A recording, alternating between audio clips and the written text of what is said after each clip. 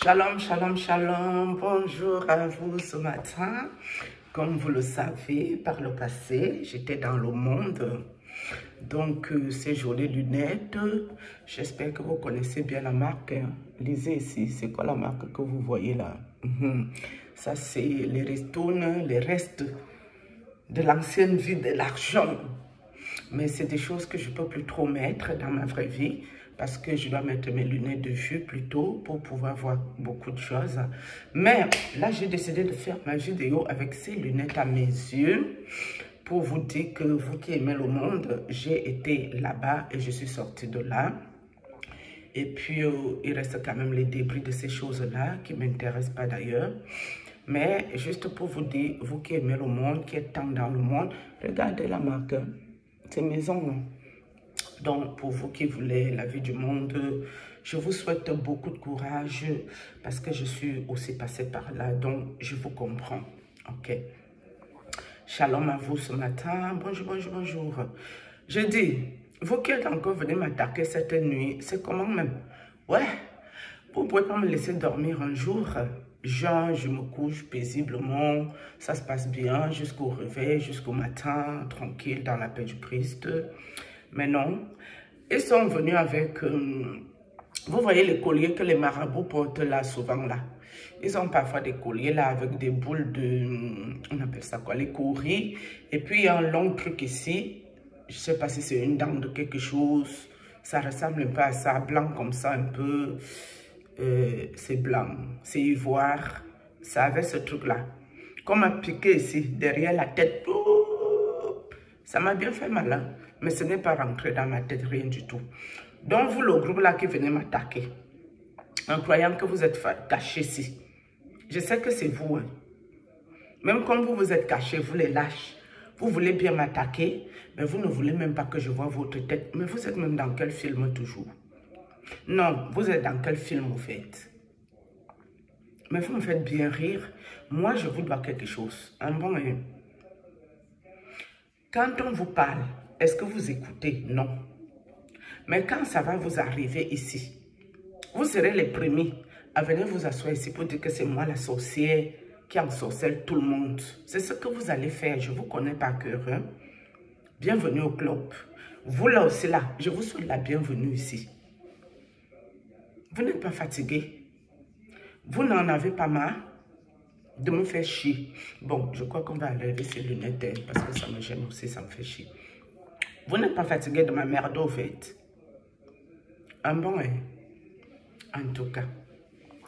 Donc, ce matin-là, je voulais déjà faire un bon shalom aux imbéciles qui sont aussi venus me piquer leur affaire sur la tête. Sauf que je ne les connais pas. J'ai rien à cirer avec eux. J'ai rien à traiter avec eux. Je n'ai rien traité avec ces gens-là. Donc, je vous souhaite la bienvenue. Ne vous gênez surtout pas. Là, ce n'est pas le prêtre qui a fait le coup parce que lui, ses attaques, je connais très bien par cœur. Vous savez, mes amis, moi, je n'ai rien contre les offrandes, les dons, les dîmes, les actions de grâce. Je n'ai rien contre ça. Moi, si je ne donne rien à l'heure aussi, c'est parce que je n'ai pas d'église. Je n'ai pas un endroit où je prie et je n'ai personne pour le coup qui prie réellement pour moi. Je me bats seule avec mon Dieu. Mais, si je connaissais même une bonne adresse où il y a réellement Dieu, le peu que j'ai là à partager avec les enfants qui souffrent, j'enverrai ça là-bas sans aucun problème. Mais tous les faux trucs que je vois, les faux gens, moi je ne peux plus mettre un peu d'argent là-dedans. Parce que c'est les mêmes gens où tu vas envoyer ton argent. Ils vont faire des incantations, imprécations, conjurations dedans. Ils vont se servir. Tu vas devenir leur esclave, comme ils savent si bien le faire. Et ils vont en plus se croire tout puissant dans ta vie pour t'emmerder comme le prêtre m'emmerde là. C'est parti de bon cœur. Ça a fini mal. Figurez-vous que le premier prêtre qui avait dit qu'il construit une église de Dieu, je trouvais que le projet était bon. J'ai apprécié, mes amis. J'étais allé à ma banque pour prendre un crédit de 15 000 €, donc 10 millions de francs CFA. C'est cette contribution que j'avais l'intention de mettre pour la construction de cette église pour Dieu. Jusqu'à ce que je me rende compte que déjà l'argent que j'avais contribué, mes pauvres 1000 €, mes pauvres 500 000 francs CFA, mes pauvres 650 000 francs CFA, le monsieur lui construisait ces petits appartements pour mettre en location. Et quand je me suis rendu compte de la supercherie, ça m'a énervé. J'ai dit, mais comment tu construis une église et ça fait les petits morceaux, alors que l'église c'est un gros truc avec des gros poteaux sur les côtés, où on remonte les murs, on met les bancs, les longs bancs ou les chaises dedans, et puis les gens viennent s'asseoir pour le culte, pour la messe. Et quand même l'homme de Dieu n'est pas là, des gens en souffrance peuvent venir là-bas prier, ou se recueillir, ou parler à Dieu, ou quelque chose. C'est là que j'avais compris la blague de mauvais goût. Et que je me suis arrêtée là, avec ce prêtre. D'où le retournement de situation, la suite des engrenages que je raconte ici. Et vous qui attendez ici que je vais venir vous évangéliser, ou vous prêcher, je ne sais pas quoi que ce soit, non, c'est pas pour ça que je suis là. Je suis là pour faire mon témoignage et faire ma thérapie. Vous parlez que le dehors est risqué, la terre est sale. Il faut faire attention où vous mettez vos pieds. Quand j'allais tranquillement à l'église lire l'évangile, moi, j'ai jamais eu un problème avec un prêtre à l'église, ni un prêtre ne m'a jamais regardé comme une femme qu'il peut aimer ou draguer. Je n'ai jamais eu ce genre d'histoire-là.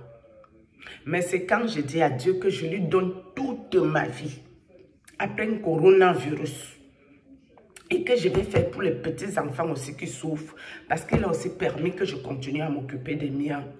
Voilà l'engrenage dans lequel nous sommes.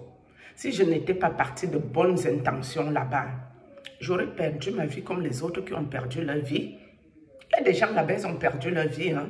Ils ont déjà pourri 2 mètres sur pied aujourd'hui. Soit ils étaient membres de ces choses-là, soit eux-mêmes ils étaient allés jouer mal et ça les a pas ratés. Je n'en sais rien. Mais moi, à la base, mais parfois je m'assois, je demande à Dieu que Seigneur Jésus, comment je vais pour essayer d'aider les petits? Parce que ce qui m'intéresse, c'est les petits enfants en souffrance ici. J'ai horreur de voir un enfant souffrir. Je vais en vacances au Cameroun. Je suis dans l'autocar pour aller à Kribi. Parce que moi, que vous voyez ici, moi, la vie de luxe, la vie de grand luxe, la vie de quoi que... Je ne suis pas dans ces choses-là. Le monsieur chez qui je prenais mon appart, il avait des 4x4 qui me donnait même gratuit. Je n'avais qu'à mettre l'essence, prendre un chauffeur, même si je ne veux pas conduire par moi-même. Parce que pour dire vrai, j'arrive pas à conduire au Cameroun, c'est la jungle. Moi, j'ai eu mon permis en Europe depuis 2007. Ça fait belle lurette. Mais est-ce que je peux conduire au Cameroun? Non. Parce qu'au Cameroun, ce n'est pas le code de la route qu'ils ont besoin. C'est la loi du plus fort, la jungle. Moi, je ne peux pas conduire dans ce genre de circonstances. Mais je peux prendre un chauffeur pour m'accompagner à la mer, à Kribi. Mais non, je préférais prendre mon taxi comme tout le monde, prendre l'autocar comme tout le monde. Et être aussi libre, sans m'encombrer d'un chauffeur ou quoi que ce soit. D'accord? Donc, ces vies-là, ce n'est pas pour moi. Les vies de riches, les vies de se faire voir, les vies de qui a réussi plus que qui. Je ne suis pas dans ça. Et quand tu parles comme ça, les gens viendront dire que oh, c'est parce qu'elle a raté sa vie. C'était raté. Elle a tout raté. C'est pour ça qu'elle parlait le langage des désespérés. C'est sorti ici, c'est entré là-bas. Mais jusqu'à preuve du contraire, je ne mange pas chez vous. Je ne vous demande pas l'aumône. Je ne mendie pas chez vous. Et même si je voyage, je ne dors pas dans vos maisons que vous avez construites ici. Vous ne me verrez jamais devant votre porte parce que j'ai un caractère dur et preuve. Même si je dois avoir le sac de couchage pour dormir dans la rue parce qu'on m'aurait chassé d'ici. Je vais préférer dormir dans la rue que d'aller encombrer quelqu'un à sa maison. Je n'aime pas déranger les gens. Donc vous, ceux qui m'attaquez, je ne sais pas qu'est-ce que vous cherchez derrière moi aussi, vous qui avez commencé vos affaires. Vous venez me piquer le truc qu'il y a sur le collier de marabout. Sur moi, ma tête. C'est pourquoi vous me voulez quoi à la fin? Moi, je vous dois quelque chose. Dieu vous voit et vous serez réprimé sévèrement. Et quand, sachez qu'avant vous aussi, les autres étaient venus couper mes cheveux derrière et taper le balai, tchoup, tchoup, tchoup, tchoup, tchoup. J'ai souffert, je n'ai pas vu clair là-dedans. Mon corps me faisait mal comme si j'avais la drépano. Mais Dieu a fait grâce. Le retour est retourné chez eux. Allez prendre les renseignements, ceux qui sont devenus aujourd'hui. Vous saurez que vous pouvez aussi m'attaquer sans aucun problème, sans rien écouper derrière. Vous pouvez aller de l'avant. Bande de sorciers à la con. Je vous ai dit que maintenant, dès que vous venez la nuit, je pose que la caméra sur ça. Je vous dépose. Mais ne croyez pas que vous êtes trop caché. Je sais qui vous êtes. Je sais très bien qui vous êtes. Continuez ça. Donc, comme je sais que vous allez venir me regarder ici, non, vous allez savoir que malgré que vous vous êtes caché la nuit ici, j'ai quand même vu. Et j'ai vu votre affaire. Sur ce, shalom.